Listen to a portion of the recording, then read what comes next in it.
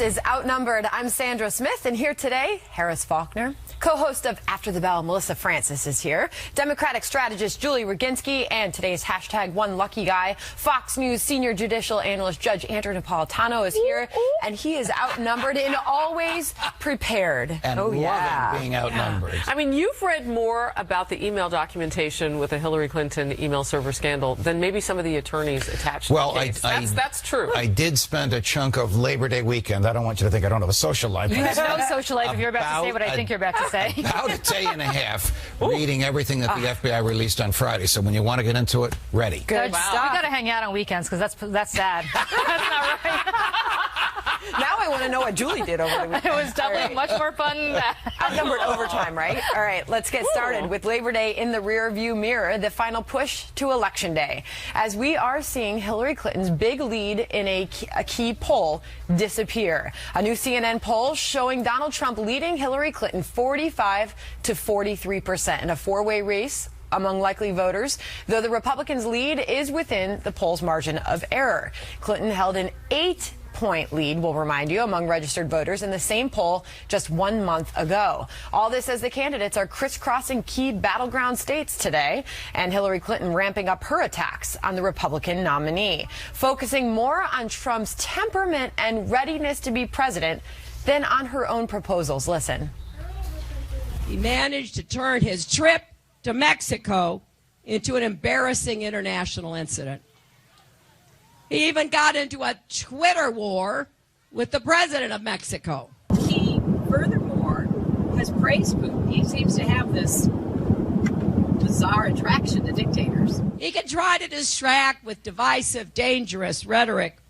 He can try to fool voters into thinking somehow he's not as harsh and inhumane as he seems, but it's too late. All right, quite the setup. We are 9 weeks out from the Election Day, Judge, and we have a neck-and-neck race. We do. I think that it might be a little misleading because if you look at the Electoral College, she is still comfortably ahead. However, this could indicate a trend, and the trend begins with the national popular vote, which is what these numbers reflect, and then, of course, it filters down to the battleground states. But as we stand now, if the election were today, and it's not today, she's probably somewhere up around 325 electoral votes with 270 needed. However, she's had 3 very bad weeks, during the course of which she said very little, and he's been on the air every day, and he has begun to exploit the email scandal, which seems to be getting worse every day, especially with what the FBI released on Friday. Well, and she made herself available to the press today. We'll get to that in just a minute. But speaking of the electoral votes, most voters still expect to see Clinton win in November. 59% think that she will be the one to get to 270 electoral votes, 34% who think Trump has a better shot in winning, to Judge's point. So as you just heard the judge say, she's actually, if you project out, exceeded that 270. But, you know, I think this is reflective of the fact that people think it's going to be a traditional type of election night, and that people are going to go to the polls in the same way that they always have, and that the battleground states will still hold the same power and influence that they always have. I just wonder if that's actually the case. I mean, I know primaries are different than general, but everything about this has been different. So we don't know. We don't know if more people are not saying that they're going to vote for Trump or not saying they're going to vote for Hillary Clinton, if they're just not speaking up. It's a very toxic environment to express yourself politically right now. But Julie, I mean, you look at Trump's performance the last several weeks, and even though you can't say it was a spectacular month for him, still Hillary Clinton basically giving up all of that post-convention bounce that she got. Well, it reverted back to the mean, right? She got the bounce after after the convention, and then it reverted back to what it is, which is, as you said, is a 3 to 4 point national lead. Look, you know, elections are won, and people get frustrated when they hear this, but elections are not won and lost nationally. They're not even won and lost in battleground states. They're won and lost in particular counties in battleground states. So if you're modeling, which I've brought up in the past, is something that's very important. I assume the Clinton campaign, I have no idea, but I assume they're modeling people in places like Cuyahoga County, Ohio. They're saying, look, Sandra Smith is the kind of voter we need to really target. She lives in Cuyahoga County, Ohio, which is the key to Ohio, which is the key to this election. Harris Faulkner lives in Broward County, Florida. We need to focus on Harris Faulkner in Broward County, Florida. She's retired on the beach. She's retired on the the beach. She's a little surly. We don't know what she's really happy about. I'm just And joking. she's unpredictable. I am unpredictable. Could I actually retire with you to the beach? What they're not targeting is Julie Roginski of New York, New York, because they're not worried about what I'm thinking in New York, New York. Oh, interesting. Or Andrew Napolitano in New Jersey. So does or that Melissa change Francis with in New York, Trump or being California. from New York, do you think? I don't know if it changes with Trump being from New York. I do see the same pattern that we have seen all along, though, with Hillary Clinton, which is that when the whole thing started by an insurmountable margin, she's 40 points ahead. And as we get closer and closer to the election, whoever her rival is always erodes that lead. As people see more of her, they like her less. I mean, they remember what they don't like about her when they see her out there talking. I think that's why they've kept her hidden. Which we go back to judge those clips we just played. She's spending all her time not focusing on her own proposals, as the LA Times puts it this morning. She's barely touching on those, focusing instead on her criticism of Trump. Is she recognizing that he is rising, and that's why she's attacking him instead of explaining her proposals? She always needed to attack him. We always said this is a race to the bottom. People actively dislike both these candidates, and it's a matter of who they're going to dislike just a teeny tiny bit more. And in her case, she wants to make sure they're going to dislike him just a little bit more than they're going to dislike her. I wish it were wine and roses. I wish this were the kind of uplifting election that we all want to see, but it's not. It's a slog among two really unpopular candidates. One of them has to win. She just wants to make sure she's the one they like just a little more on Election Day. And don't forget, early voting starts very soon in some of these states. He has less time to make up time than people think. It's not, Did you hear one of the things that she said, though, when she was standing up at the podium and she was grasping for air? She said, gasping for air. She said, friends don't let friends vote for Trump. I mean, that's what you were talking about before. That's that whole Trump shaming that's going on all over the place. Like, you can't, even if you like him, you can't possibly we don't know what say people are going to do. Say it in a crowd, that people really jump down your throat if you dare express that you're interested in Donald Trump. Trump shaming is what I'm calling it. But we vote in private. Yeah, yes, that's right. we do, but we say what we want up until that point, so that's why I think it's difficult to know what people are going to do. I'm curious to see if what happened yesterday and what's happening purportedly now is going to change this fact. It has now been 277 days since Hillary Clinton has held a formal news conference, and after months of dodging her traveling press corps, she finally invited them to fly with her on board the new campaign plane. The Democratic nominee even joined them in the back for a little bit of Q&A and used the moment to take a swipe at Donald Trump. I heard, now that we've got this great plane, that Donald Trump actually invited his press onto his plane, where I'm told he even answered a few questions. So following my lead, as he just did, I would hope he continues and releases his tax returns. That would be the best way to demonstrate his commitment to actually the level of disclosure that is expected of someone running for president. She made a short appearance on her plane again just about an hour ago and told reporters she would come back in about another hour to take some short questions. So we are hot on that story. If she returns to speak to the news reporters there this hour, we'll bring it to you. So a couple of things that I think are worth noting, Judge. Jennifer Griffin, our correspondent who's traveling, says this was more than a gaggle.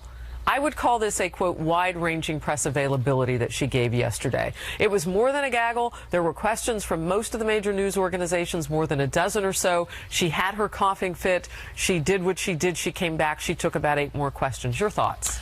I think she has recognized that going 274 days or whatever the number was. 77. Without any kind of exposure to the press, whether you call it a conference or a gaggle, was beginning to wear away at her and beginning to resonate with independent voters, and she felt she had to do something. Now, this is not a press conference like we understand it, where there was no hundreds and hundreds there. There's no podium. It's sort of informal, but, I was astounded by what Jennifer wrote. I saw the same email. This was a true give and take, no holds barred, that the press has been angling for a long time. If she does this every day, that issue goes away. 25 minutes she spoke, Melissa. The Wires, New York Times, Washington Post, all of the alphabet soup networks that I call them because their letters don't spell names, including Fox, which does, the Wall Street Journal, so on and so forth. And they talked about everything from Russia hacking, interference in the U.S. elections, one of her favorite topics right now, we understand. South China Sea tension, so on and so forth, Syria, Trump, everything. I think we saw in that clip that we showed you why she hasn't been doing this. First of all, I think we give up the day count at this point. She did it. She's going to do it. I think she heard from people that they wanted to see more of her. She was getting, she was even, getting grief from Anderson Cooper about this. It was all across the dial. So she did it. But you saw in that clip, she's halting. She's rehearsed the words that she's going to turn it to a dig on Trump about his plane. She's going to turn it to his tax documents. She looks like a robot. She's prepared and prepared and prepared, and she looks so uncomfortable. I want to challenge that because I thought she looked incredibly comfortable. Really? I thought she looked like she was being very personable with the press. But again, this was not a formal press conference. This was in the comfort of her own environment, her plane. I don't know that she received any really brutally challenging questions. That's the point. I agree with you. She looked very comfortable, especially in light of the coughing fit which she had just had in all of their press. She says it's allergies. But I do wish some of them would start cross-examining her about the FBI documents. So what you're bringing up today, Julie, this is part deux. Okay, yesterday maybe they were caught off guard. I don't know. Maybe they have already served the Perrier with a nice slice of lime in it on the plane. How was your Labor Day? Man, have you ever hung out at a campaign? I've never had Perrier blah, in a blah, blah, blah. campaign. Maybe that was just all nicey-picey because they didn't know it was coming. Today they know it's coming. She's already done it once. She's coming back in an hour. They need to be prepared, as the judges said. So what should she be asked first? Well, whatever she should be asked first is up to the press, but you can't suddenly blame her because the press isn't doing its job. But what would you want to see asked? What I want to say, there's a lot of questions I want to ask her. I know that people want to ask her about the emails. I know that there's a ton of people in this network and others. Do you want to ask her?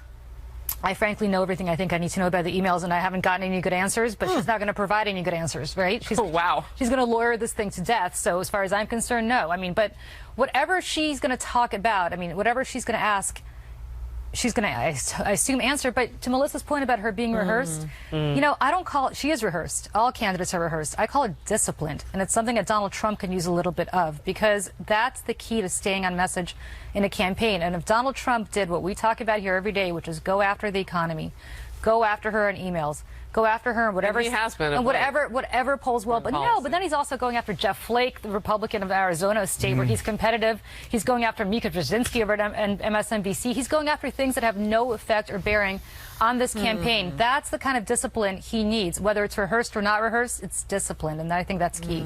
Interesting. All right. Agreed. I don't know why. Because I don't know what. I think he loses when he goes after a very popular Jeff Flake in a state that if the Republicans lose, Arizona, it'd be almost impossible for him to. Where John McCain is like ripping his hair out at this point. Yes. Agreed. With 3 E's. Donald Trump is giving what sounds like 3 different answers about whether he would be open to a pathway to legal status for some undocumented immigrants. What he said exactly, and what's the ultimate plan going to look like? And Hillary Clinton is defending the work of her family charity, the Clinton Foundation. As accusations of pay-to-play keep pouring in, she says her husband should not have to step down before Election Day, as the former president likens himself to a sort of Robin Hood. That's in quotes, by the way. What voters will make of it all. And right after the TV version of us wraps up, we pop up online, foxnews.com/outnumbered. Click on the Overtime tab and Facebook Live, which we love, that box, and people make their comments, and we get those in. Our handle there is Outnumbered FNC. And, of course, you can tweet us. You're on your phone right now. Tweet to... I'm looking. Tweet to all of us. There, our Twitter handles are up on the screen. Stay close. New uncertainty over Donald Trump's immigration plan. While talking to reporters on the plane yesterday, he appeared to give 3 different answers when asked whether he'd rule out a pathway to legal status for some undocumented immigrants. Watch. I'm not ruling out anything. No, I'm not getting a pathway to legal status. No. To become a citizen, you're going to have to go out and come back in. Through the process, you're going to have to get online. This isn't touchback. We're going to make that decision into the future. Interesting. Okay, Judge. So he's parsing a very fine point there that I'm not sure everybody necessarily appreciates. There are people who come here illegally and stay and want to become citizens. He's saying if you want to become a citizen, you have to go home and come back. There are people who come here illegally who are here who don't want to become citizens and don't want to go home. And I think that's part of what they were trying to get at. I see 2 issues here. One is the danger to Trump if his base perceives him as talking out of both sides of his mouth on this immigration. There's sort of the side that Chris Christie and Rudy Giuliani have tried to talk him into, the softer, more compassionate side. Then there's the sort of rough, tough, I'm going to get rid of all 11 million illegals, no matter the pain to them, they don't belong here side, that he started his campaign with. But what's the legality of it? But what's the legality of the people who are here illegally if you're not trying to become a citizen, and he's saying, well, I don't know if I'm really going to send them home? Great question. The president has extraordinary discretion in this area. Barack Obama has exercised his discretion not to deport people who are here illegally if they have children who are born here legally, because he decided he doesn't want to break up families. Donald Trump, if he became president, would have that same discretion. It's a rare area of the law where the president has broad, not unbridled, but broad discretion as to who to deport, under what circumstances to deport them, and how quickly to do it. So obviously not unbridled, because recently the U.S. Supreme Court went against Barack Obama, our president, and said you cannot go this far, and this will not be a perennial type thing. Correct. Where these people can stay sheltered in this country. But the point that Melissa is making is an interesting one, I feel, because there are these people who are living among us who have no intention of ever becoming U.S. citizens. Or leaving. So that means, what are they not doing? They're not maybe abiding by the laws. They might not feel encumbered to do that. They're certainly not paying their fair share of taxes. Because we don't know they're here, supposedly. That's an area where Donald Trump needs to be clear what his attitude is, because as the President of the United States, he would have the right to direct the Department of Homeland Security and the Department of Justice to go after them or not to go after them. I would say, doesn't it feel like he's trying to have his cake and eat it too right now? Yeah, a little bit. You talk about the danger of talking out of both sides of his mouth. I think he's crafted this, Rorschach message where everybody hears what they want to hear. Yeah, I mean, either way. And I go back to Chris Starwell on the Kelly File last night, was saying he needs to leave this issue.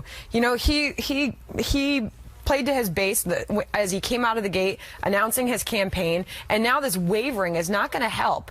Should he just leave the issue, Julie Roginski? I mean, I'm not ruling out anything. We're going to make that decision into the future. How historically does that play politically for a presidential candidate to say, you know what, I'll get to this later on? Here's the thing. Poor Kellyanne Conway, who I think is wonderful and I have a lot of time for and is, I think, a great operative. But she came in and she obviously looked at the polling, because she's a pollster, and she said, oh my God, we are tremendously in trouble with Catholics, and Latinos are a huge percentage of those Catholics that they have problems with.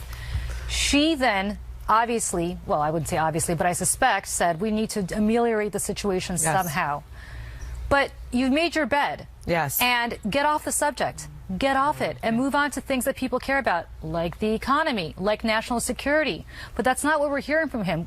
This immigration thing's been going on for 2 weeks now. First of all, it went on the entire primary season. But now it's been going on again for 2 weeks. He's not making people in the middle, the ones you're talking about in the suburbs around Pennsylvania, feel a little better. You're talking about the optics of going south of the border separately from the issue of whatever he's going to end up doing on illegal immigration policy. The optics of that certainly bought him some, I would say, some good bonus points with those people in the middle. But again, if he gets off the subject, then he doesn't have to worry about wavering. I think agreed. If you just move on, that the Democrats perceive him as wanting to have it both ways? I think the Democrats are going to drive his hardest line message that he drove in the primary in ads over and over and over again. So what should he do?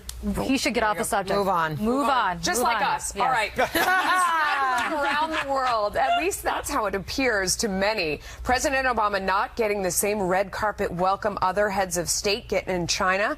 More evidence that America's lost respect around the globe? We're wondering. Plus, Hillary Clinton's camp pushing back against the FBI's document dump right before the holiday weekend about its investigation into how she handled America's secrets. Judge Napolitano on what the 58 pages of FBI notes tells us and the potential impact. All right, President Obama opening an historic trip to is it Laos? Laos. Okay, the sitting U.S. president to visit the Southeast Asian nation, but it comes amid growing controversy over the way he was treated in China, host of this year's G20 summit. Unlike other heads of state, the leader of the free world got no red carpet welcome and had to exit from the rear of Air Force One. While President Obama did not comment specifically on that incident, he did downplay tensions amid the visit. Donald Trump, however, was a fiery reaction to the apparent snub. Watch. They won't even give him stairs, proper stairs to get out of the airport. You see that? They have pictures of other leaders that are going there, and they're coming down with a beautiful red carpet. And Obama's coming down a metal staircase. I got to tell you, if that were me, I'd say, you know what, folks? I respect you a lot.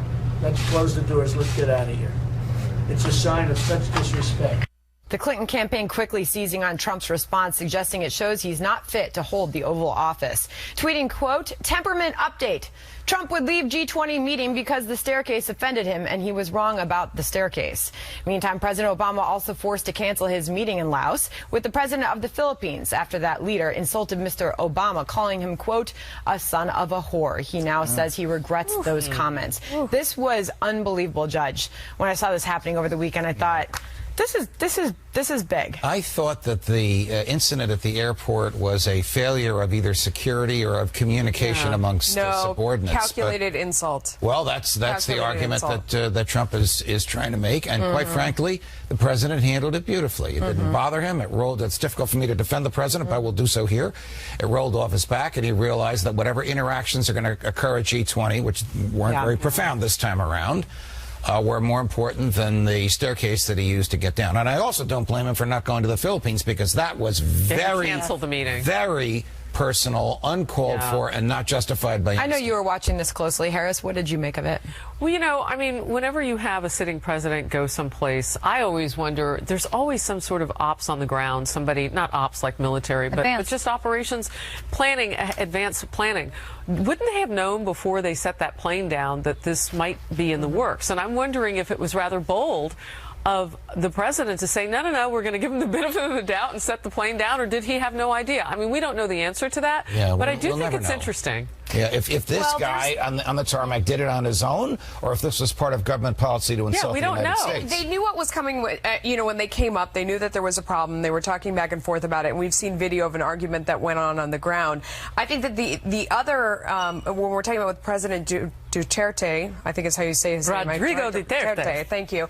I mean, that's so this is a candidate who's thought to be the Trump of the Philippines. I mean, I know people from the Philippines who got up at 3 o'clock in the morning to see him sworn in because they think this guy is the no BS, you know, the drug lords and ISIS have taken over their country, and they think he's going to restore law and order, and he's a tough-talking guy. He's said the same thing about the Pope. This is the way he operates. I think the president did the right thing, and he was for sure wrong, but this is sort of part of the script for this guy. Well, if that's the Trump of the Philippines, I don't think it bodes well for the Trump of the United States if he's going around calling people a son of a whore. But look, this is the G20, right? It's not about the Chinese. It's not about anybody else. It's the G20. We are the leader of the free world. The president of the United States does not pack up, get on his plane because he got snubbed, and fly back and snub other countries and other nations, not just the country that snubbed him, even if they did snub him. By the way, you're 100% right. This is a failure of advance work on the part of whoever, whether it was the White House or whoever said the sub. It was just my observation. I don't know the answer. Let's dig deeper, though. How's the president internalizing this? What is the president? Does this send him a message? Does he care?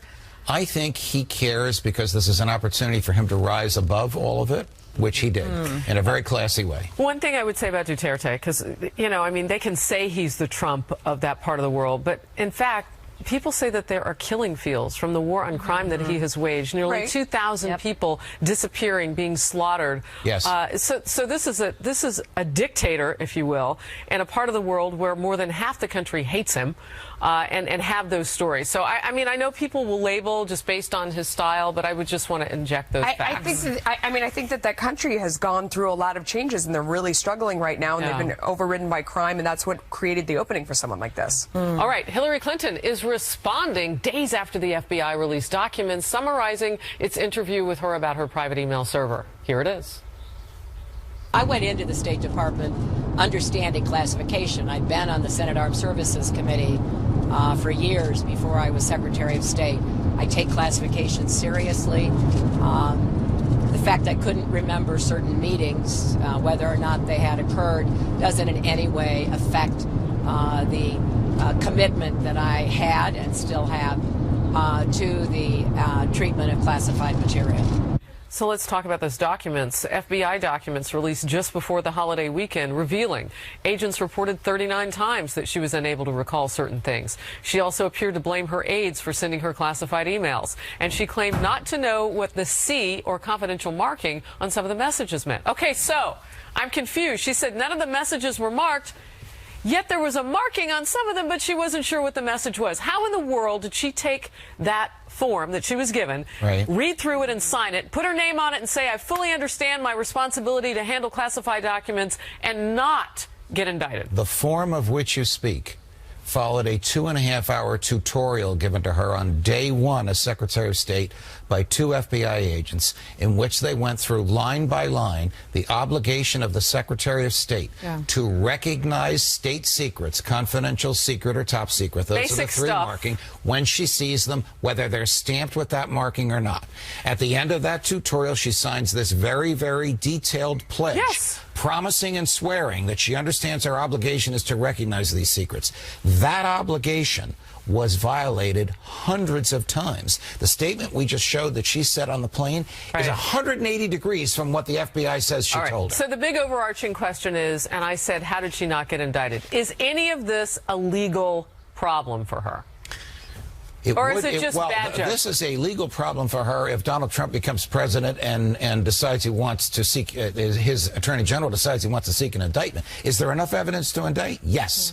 Is there enough evidence to convict? Yes. The FBI and the Justice Department made a policy decision. This is not the appropriate time to pursue this person criminally in the middle of a political campaign. So, Melissa, I know trustworthiness has really been where this all falls. Because, I mean, as Julie has said time and time again, in the land of the blind, the one-eyed man is king. When it comes to email server. Am I getting it right?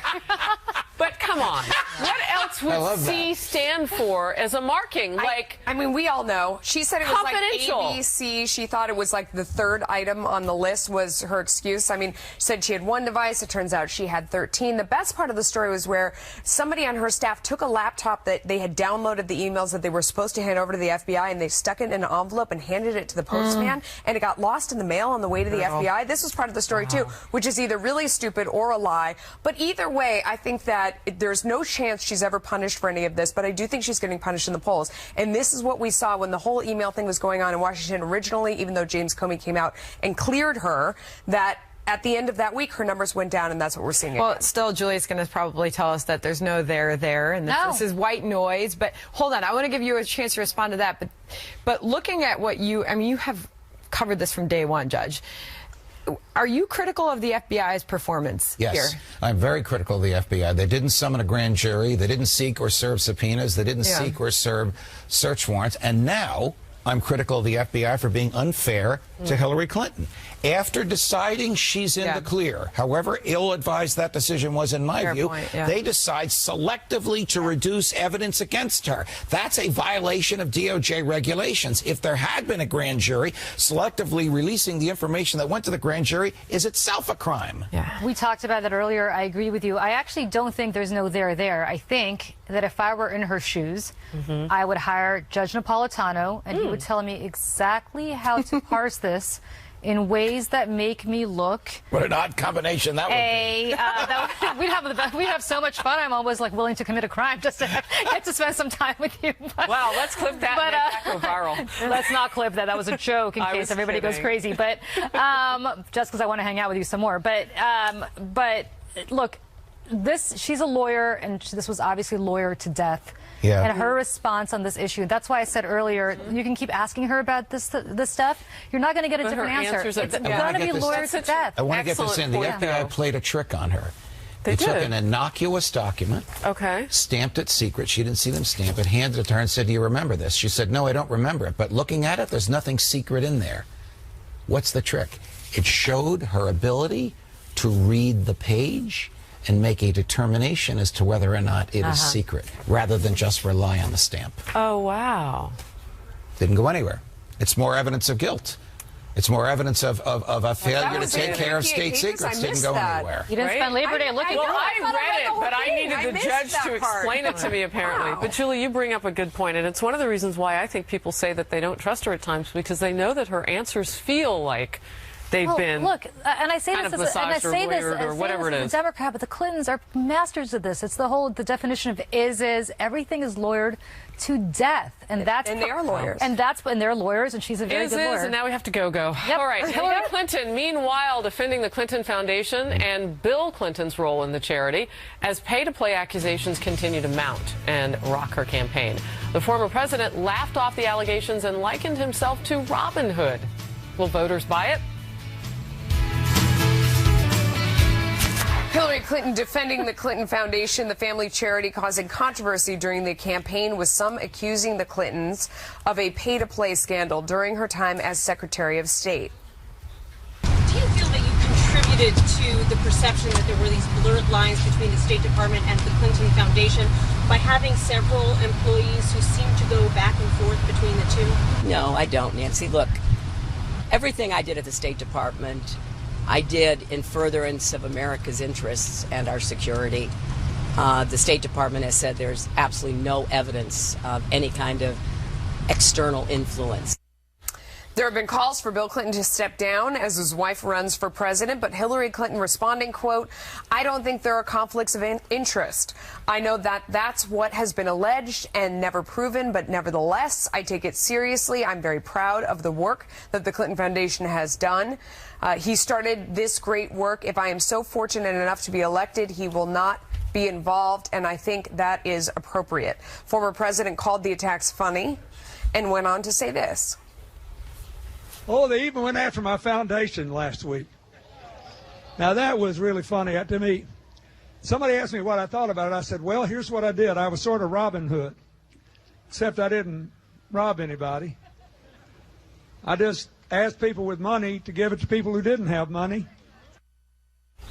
Well, okay. I don't know about that. I mean, the foundation holds on to 90% of what it gets. It's very striking that he should have used that phrase Robin Hood. And then had to clean it up. He obviously didn't steal from anybody, unless you consider taking funds and claiming they're tax exempt and telling the donors they can deduct that from their income taxes, when in fact it was not tax exempt because the Clinton Foundation was not registered as a charity with the IRS or with any of the 50 states in which it operates or any of the foreign governments in which countries in which it operates. So they say that's just a mistake, that they've addressed that before, and now they'll go back and clean up their tax records, and they're not guilty of anything. Is she guilty of pay for play? What does it take to prove that? And when you look at the different things that she's done, the foreign governments she's taken money from, like Abu Dhabi, and then decided things in favor of them at the State Department later, what would you need to prove that? I think the fallout from pay to play, if it existed, if there was pay to play, will be political. I don't think it's legal. The federal government does not prosecute for that. On its face, demanding that you give money to some third party that your husband controls before you exercise your authority as Secretary of State is wrong and is a form of bribery, but the government doesn't look at it that way. Wasn't it a concession when she said, Judge, on the record, that if elected president, she would no longer accept foreign donations to the foundation because of that conflict of interest, but at the same time, she was accepting those still when she was Secretary of State? Why would it be inappropriate as president? The conflicts are extraordinary. Huma Abedin, her number 2 aide, received 2 income streams, one from the State Department, one from the Clinton Foundation. Simultaneously. She worked for both at the same time. She was orchestrating foreign donations to the Clinton Foundation while she was orchestrating the donors to meet her boss. So I don't want to sound like I think everything is nefarious, because I really don't. I'm not that conspiratorial.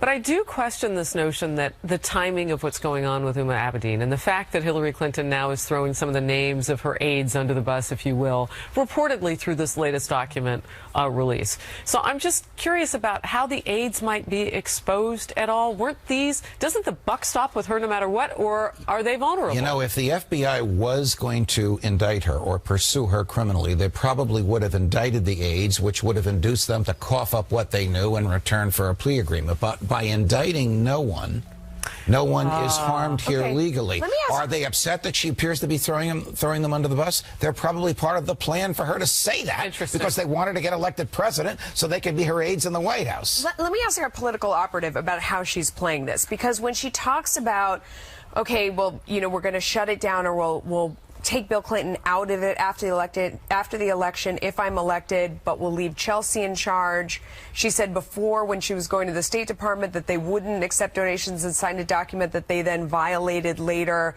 It seems like they don't think it's a big deal. Are they playing it right? Well, I don't think they're playing it right because it's become an issue. Here's what I would do, and I strongly suggest that she do. No Bill, no Chelsea. Put it in a... They do very good work, so they shouldn't stop doing the work that they're doing, but give it to somebody who's unrelated. Like Bloomberg did. Should like they what Mike change Bloomberg the name did. of it? If you want, well, Bloomberg didn't change the name of Bloomberg when he left, but I mean, keep the name, it doesn't matter, but put somebody there who's so separate from you that it has nothing to do with it. And by the way, if you're not taking any foreign donations, don't take any domestic donations. There's conflicts of interest domestically as well. The only way to avoid any appearance of a conflict of interest, not legally, but just optically, is to take every member of the Clinton family out of it and give it to Donna Shalala or somebody else to run without your influence in it Do at you all. feel like we, Judge, have enough of a TikTok on what went on with where the money went? Because you were talking about what these reporters should be asking about now. We should definitely have that with regard to this foundation. We don't, but I can predict to you that we will. There are a number of people who have been analyzing the Clinton Foundation from an economic point of view and from a legal point of view, and those reports are about to come out within the next 3 weeks. I think the American people need to see it. There's word of new concerns in the Hillary camp after her top aide, Huma Abedin, split from her husband, Anthony Weiner, amid his latest sexting scandal. Could he write a tell-all book about the Clintons? Oh, my. He should start with himself. All right, well, there's a report of new concerns in the Clinton camp after her closet aide. Our stage manager is snapping at us. We all knew it was time to go. Oh, my God. Turn the cameras on. Okay, let's get back to this. There's things happening behind the camera that I can't mention. Her closest aide, Huma Abedin, is who we're talking about. Judge, get it together. Anthony Weiner. She announced the separation after the former New York congressman was caught in yet another sexting scandal. Sources tell the New York Daily News Hillary's campaign is concerned Weiner could write a tell-all book about his intimate relationship with the Clintons. Weiner has denied the report, saying there is, quote, zero truth to this. But one source says, quote, he has a point of view no one has. It's a close, intimate look into Hillary Clinton's life. It could be $1 million advance. If he doesn't get what he needs from this divorce, who knows? Well, Judge, that's a fair enough question. Who knows? I'm sorry about the distraction, by the way. Because the distraction was harmless, and he's a great stage manager. We all know and love him no matter what he does. The divorce is not going to be resolved in the next 2 months. A book is not going to be published in the next 2 months. The election is 2 months away. I think this is just the Daily News trying to gin up some the talk of it's Anthony interesting. Weiner ratings because when you mention his name, it's salacious. Social media is lighting up as we're talking about this. Is it really? Yeah, look at your Twitter. I mean, Bill, and I never give anybody's last name away during the day because maybe they're supposed to be working. It says, Clinton... You mean like Patch? Bill says a Clinton tell-all by Weiner might put him in the Clintons' crosshairs. I don't know if anybody saw the documentary about their comeback. I mean, it was quite a movie. Weiner. I mean, it was incredible. They let people follow them. They let a crew follow them behind the scenes as he was running. It destroyed the mayor him, didn't it? coming back, and I mean, he once again self-destructed with this sexting. But you saw behind the scenes the real emotion and her humanity, and I mean, it's really a compelling movie. I think it would be a compelling book. Whatever they had based on the movie. The book would be amazing. You know, I have to go back to this. There is a little kid involved, and from what I understand, despite the disgusting tweet that he sent out, which one? The one with the kid in the bed, which is a mother, makes me want to commit violence. But despite that, by all accounts, he's apparently a good dad, and I know people are going to say, despite that, you know, other than that, Mrs. Lincoln, how's the play? But I think he's a hands-on father. I have to believe that he wouldn't do that to the mother of his child if he cares remotely about the mother of his child. And I have to believe it wouldn't be about her. It would be about the Clintons. I get it, but because the Clintons are so important to her, I have no idea. I don't know what goes on in their marriage. Clearly, actually, I think we all know too much about what goes on in their marriage. Even if he does this and it comes out after the election, if she's won the election, she couldn't care less. If she's lost the election, she says... No, she'll still care because you don't want that kind of stuff hanging out there after you become... I mean, it's bad PR Depending on what he's got, yeah. Sorry. Yeah. Well, Oh, wow. Sorry. Melissa's giving us holiday copies of it, whether we want Are you the kind of person that thumbs to the Inquirer when you're at the checkout counter at the supermarket? No, for sure no, not. definitely You not. want to read this book? No, the movie was so compelling. I can't even tell you. Like it interests when I mean I don't know. It's when people are totally self-destructive. I just can't even believe it, and it's terrible that it's fascinating. But I'm just being honest. This is why I hate reality TV. I know, it's terrible. Let's move on to something else. Well, at least if it's Melissa, she'll be first to sign up for it. All right, we'll be back more Outnumbered in just a moment.